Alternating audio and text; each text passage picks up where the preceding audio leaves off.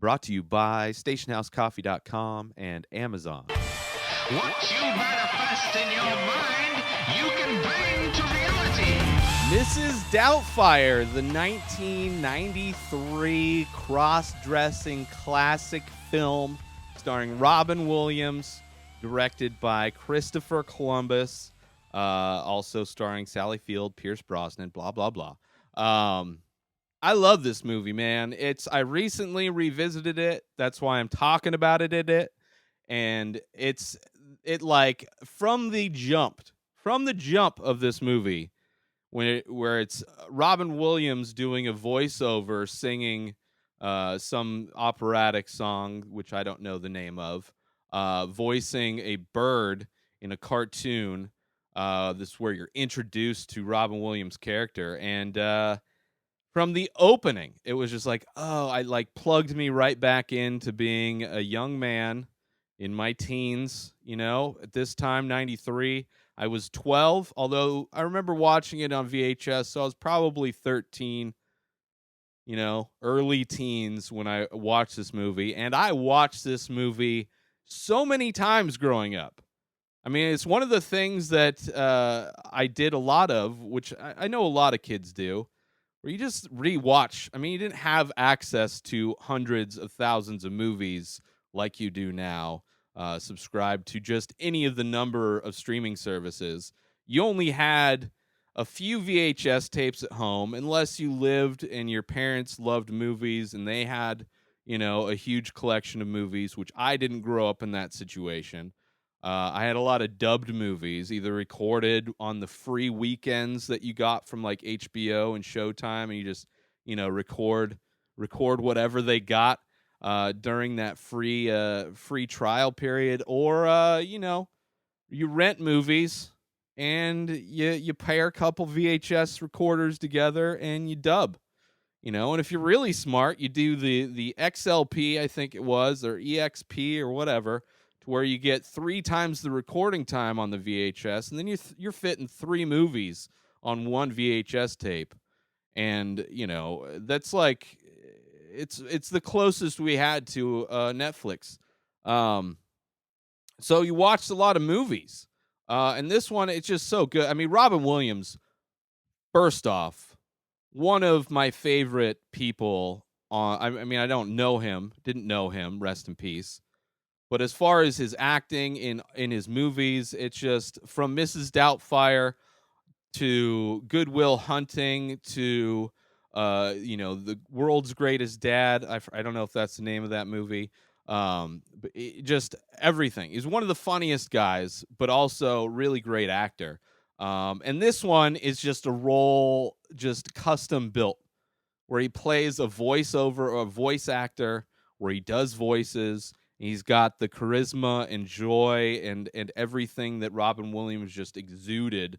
Like he must never have had an electric bill. He just walks into a room and then just does something, and it's just light bulbs turn on. Although I'm sure, considering he was dealing with depression, maybe his personal life wasn't as entertaining as when he was turned on in front of the camera. But this is definitely his role. This is him separating from his wife and trying to stay around the kids by pretending to be an old British maid called Mrs. Doubtfire. And it's just the premise is ridiculous. We've seen the real version of that with like Jackass and all the different prank shows where people kind of dress up in prosthetics to fool people. But if anybody could do it in real life, I could see Robin Williams pulling it off.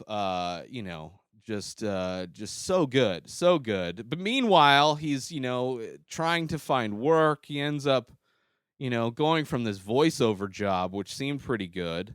But he had a stance against cigarettes, which now that we're in 2020, we realize Robin Williams was right. Like not smoking cigarettes indoors has been gone for probably decades at this point. And we've moved on to nobody allowed to be in buildings, let alone cigarettes, with smoking sections and non-smoking sections, which plays into the end of this movie even. I mean, it starts with him standing up for cigarettes, and then at the end of the movie, it's or not the end, but kind of the climax of the movie when he's kind of going back between being himself, trying to sell himself to this executive, meanwhile going back to his family as Mrs. Doubtfire, where everything kind of comes to a head. Just a hilarious scene in general. Uh, Him kind of juggling everything and kind of drinking with the executive and how that plays. It just everything's amazing. Everything's amazing. Then it comes to a head and all of that. But it's kind of weird that cigarettes, both of those things, no longer would exist. If they were going to do a remake of this movie, which there's no way you could do a remake of this movie. There's no way. I mean, it would never be as good as Robin Williams. It wouldn't. There's nobody that exists that's as good as Robin Williams right now that has that kind of energy and does characters like that. Maybe there is, and I'm not thinking about it. Maybe like Bobby Lee. Actually, I could see Bobby Lee. If they did a Mrs. Doubtfire remake and have Bobby Lee as the star, that would be amazing. So just scratch everything I said about not being. It would change it so much, and it would fit culturally, where it's a established Asian comedian who's done many characters and has like personal problems, but also like exudes energy. I could yes. I mean, I don't know how good his female whatever Mrs. Doubtfire would be. Hopefully, it wouldn't be like the standard Asian accent, but I mean, I guess. I don't know. The only thing that really didn't hold up, aside from this premise being a man dressing up as a woman, which, it really doesn't, there's really no issue. Everybody seems to be pretty, like, okay with it, except for his son. When his son finds out, like, Mrs. Doubtfire is going to take a leak, and it's just Robin Williams holding his dick, peeing, and the son walks in, and it's like, oh, Dad, or oh, Mrs. Doubtfire, you got a thing, and it's just like he's a she. I mean, it's a funny scene, right? Because he's a kid.